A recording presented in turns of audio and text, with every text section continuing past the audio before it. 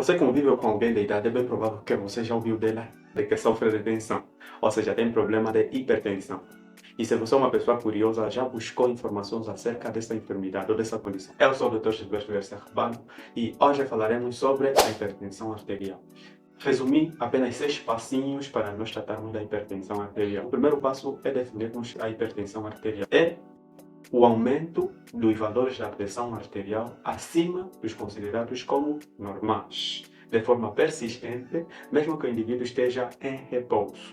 Na verdade, hoje já não existem valores de pressão arterial considerados como normais, mas existe um padrão específico para que o indivíduo seja considerado como hipertenso. É quando ele tem valores iguais ou superiores a 140 por 90 milímetros de mercúrio, ou seja, de forma mantida e em repouso. O que causa a hipertensão arterial?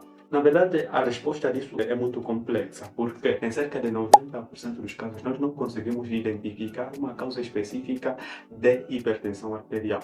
A isso nós conhecemos como hipertensão arterial essencial ou também primária. Na verdade, o que acontece aqui é que um conjunto de fatores unem-se e trazendo como consequência um aumento da pressão arterial, como é o caso de fatores genéticos, ambientais, socioeconômicos, o estresse, fatores hormonais e assim sucessivamente. Ou seja, não existe uma causa específica que dá origem à hipertensão, mas existe também a hipertensão secundária, ou seja, aquela em que um fator específico vai produzir o aumento da pressão arterial, como o caso da constrição das artérias renais, da presença de um câncer nas glândulas suprarrenais, que produz catecolamina, a presença de aldosteronismo primário, em que se produz muita aldosterona, que tem como consequência também a hipertensão arterial. Também podemos ter a presença de uma cortação da aorta, que tem como consequência também a produção da hipertensão arterial. Ou seja, essas são causas mais específicas. O teu próximo passo o terceiro passo, é identificar as pessoas de alto risco que podem desenvolver a hipertensão arterial.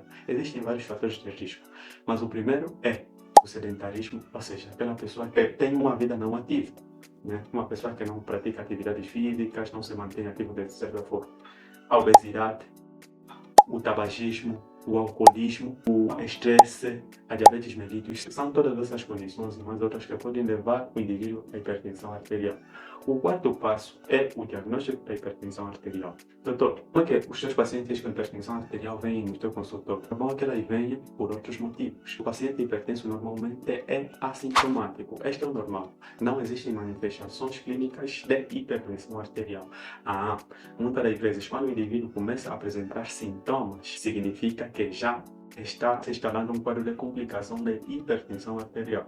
Ou seja, normal é que o indivíduo, por exemplo, não tenha dor de cabeça, não tenha visão borrosa, não tenha qualquer manifestação clínica que indique que o indivíduo é hipertenso. E como é que eu dou conta que o paciente tem hipertensão arterial? Através do exame físico. Quando eu faço o exame físico e avalio a tensão arterial, eu terei 3 valores específicos. O primeiro valor é o indivíduo ter uma tensão menor que 120 por 70 milímetros de mercúrio. Se por acaso o indivíduo venha a ter esse valor de pressão, eu digo que o indivíduo tem uma pressão não elevada. Antigamente era considerada como uma pressão normal. Hoje já não existe pressão normal. O termo foi retirado segundo o novo guia. Outro sim é que o indivíduo tenha uma pressão entre 120 a 139 por 70 a 89 milímetros de mercúrio. Aqui eu considero que o indivíduo tem uma pressão arterial elevada e esses indivíduos já têm sim critérios para tratamento, principalmente se eles já têm riscos cardiovasculares. Outro resultado que o paciente pode ter é um valor de tensão igual ou maior a 140 por 90 milímetros de mercúrio. Aí digo que o meu paciente está hipertenso.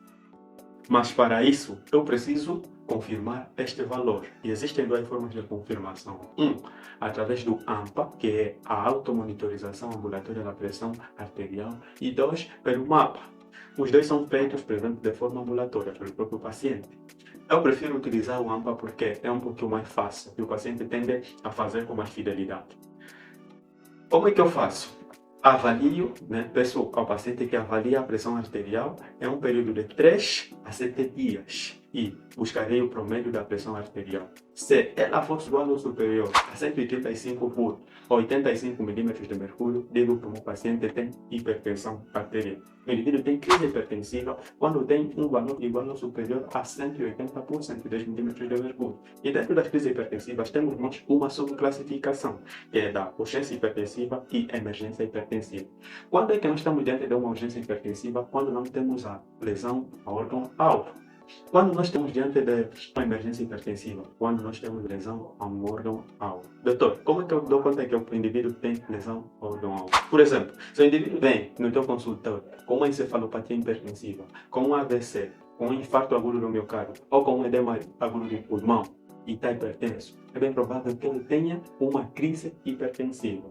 Mas atenção, a emergência hipertensiva nem sempre se dá com valores exclusivamente iguais ou superiores a 180. Ela pode se dar a um valor bem inferior.